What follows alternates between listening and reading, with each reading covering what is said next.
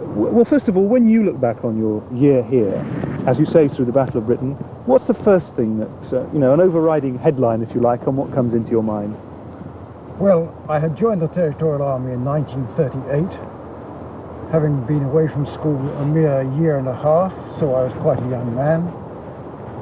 And like most of my comrades here today, we were imbued with the sense that something awful was going to happen. And young men were flocking to the colours, and I was one of them. I was lucky enough to be commissioned as an officer because I had been in the OTC at school. And when I came up here, my thought was, well, this is something I had been trained for a long time. And other than that, my thoughts were none other than that we had got to get this job done, and eventually we hoped we would win. Although I must confess that when I looked up at the sky sometimes during those dark days of 1940, I wondered how on earth we were ever going to do it. Now, yours was the job of identifying a particular target in the sky.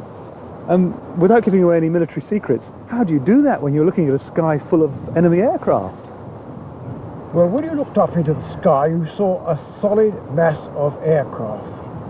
And you just pointed to that mass and you said plane.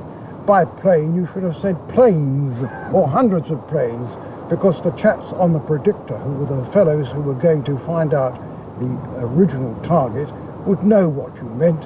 When you said plane, they turned in the direction and they saw literally hundreds, and they just laid on one of those, generally the foremost in the formation.